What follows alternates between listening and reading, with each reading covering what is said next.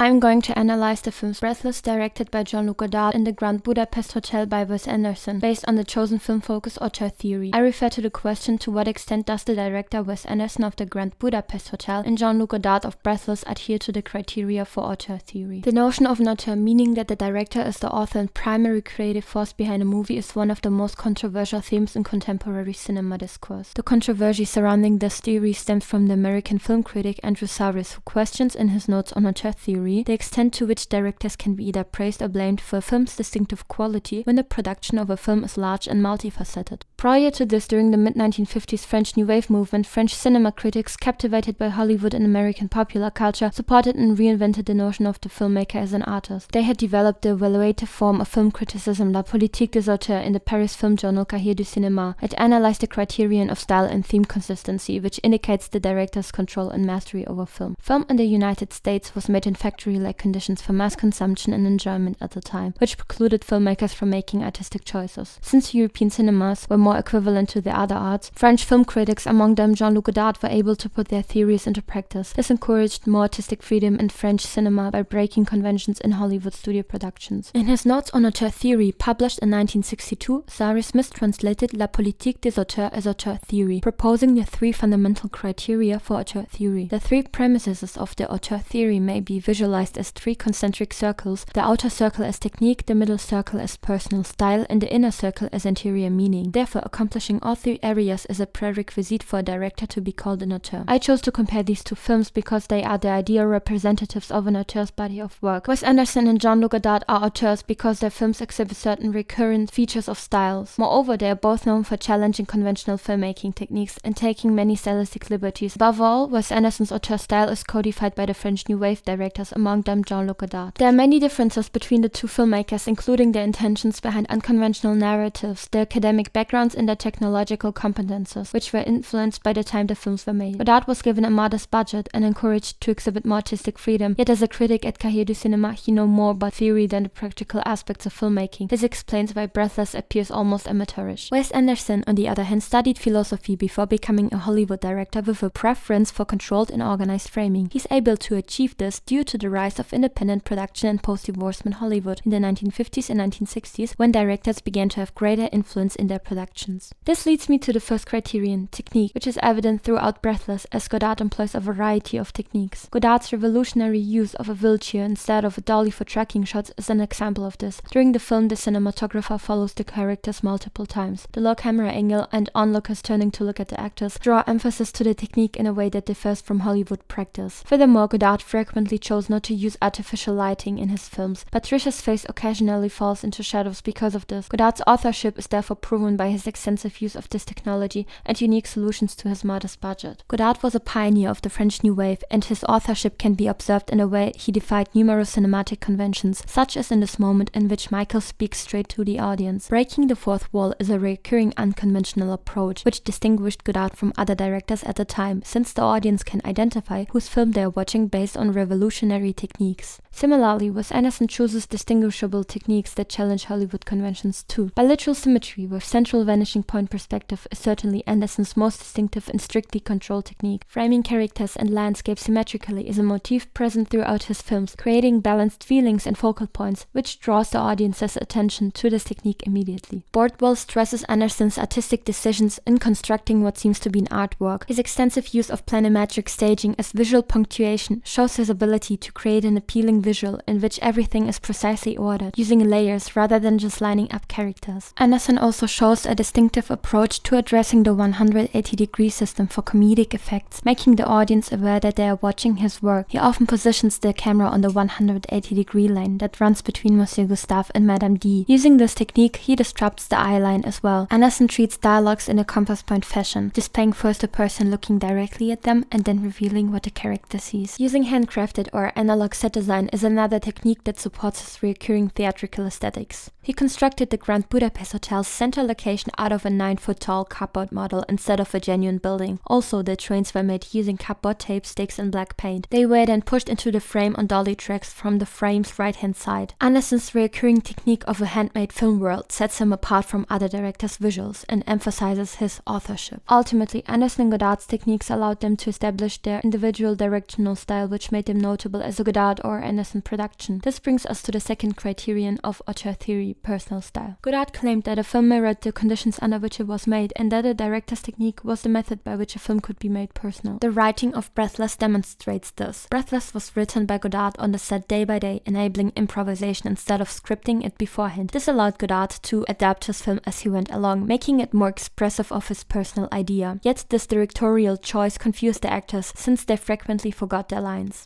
Je voudrais qu'on soit Romeo et Juliette. Oh la la. Editing in post-production was used to correct mistakes of the actors. As seen here, Romeo and Juliet were not in the original footage. Godard's personal style may also be observed in the way he breaks traditional continuity on purpose. On set, he would ask the script girl about the next kind of shot to maintain conventional continuity, but do the exact opposite. As it can be seen here, the camera position is shifted between cuts, mismatching the actor's position, creating a jumbled, chaotic impression of reality. Godard created more discontinuity when the initial length of Breathless had to be reduced to 90 minutes, with an extensive use of jump cuts, denying the seamless transitions given by traditional films. He cut out what he thought was boring, as seen by the sequence, showing no change in focal length or angle between shots. This resulted in jump cuts that gave the film an exciting rhythm and expressed the feeling of modern life. The jolts in picture make the viewer aware of Godard's stylistic choices. His radical subjective representation of space and action has had a profound impact on both commercial and narrative cinema norms, as jump cuts are still used today. Anderson may have been influenced by Godard's use of jump cuts, since he experimented with them in several of his films. Anderson's personal intentions include amusing timing and the development of climatic emotional moments as time passes. Anderson's use of jump cuts shows some sort of established pattern or stylistic tendencies, which also confirms the second criterion. Like Godard, Anderson writes his screenplay but completes it prior to shooting, and doesn't necessarily encourage script changes or improvisation, because he has a strong sense of how the line should be.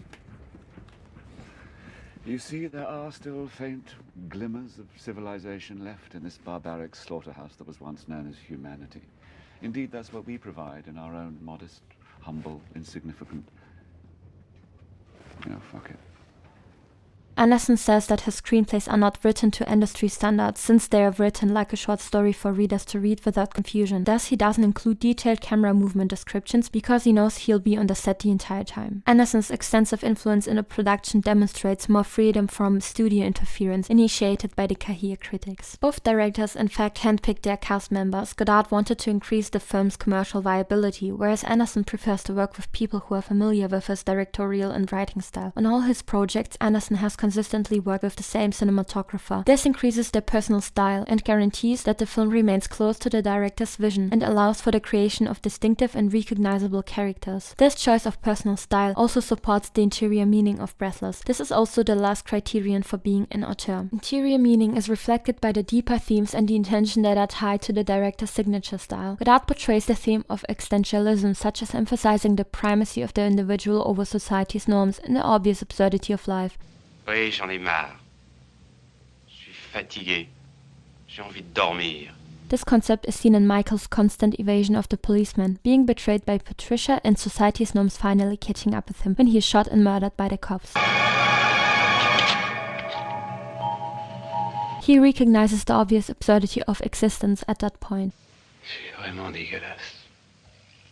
Godard's influences and intentions in producing Breathless also reveal interior meaning. Girl holds a copy of the Cahiers du Cinéma, for which Godard worked as a writer before becoming a director. Michael's costume design, which resembles an American gangster, shows Godard's effect of US film. Breathless is a staged interaction between two worlds, a stylish Hollywood idealism and a mundane, uncinematic reality of ordinary living. Godard purposefully shot in genuine locations. This contributes to the authenticity of Breathless when shooting in the dirty and chaotic streets of Paris. It's Godard's careful counterpoint between these two styles that helped him tease out a French attitude and gave the movie its relentless drive. The interior meaning of the Grand Budapest Hotel differs in that Anderson's intention was to honor and mourn a world that was ended and ruined by naturalism in the first half of the century. He placed nostalgic tribute to it by using violence and villains to emphasize the brutal approach of fascism. Furthermore, the relationship between Zero and Monsieur Gustave explores the concept of fatherhood, revealing much about Wes Anderson's personality and primary influences as a child. Since his parents split when he was 8 years old, Wes Anderson's body of work has repeatedly revolved around dysfunctional families. Overall, both films show that their directors meet the criteria of an auteur in terms of technique, personal style, and interior meaning. For Godard, it can be said that his signature is driven by the rule-breaking character of the French New Wave, whereas Anderson is an auteur by setting up rules that are stricter than Hollywood conventions.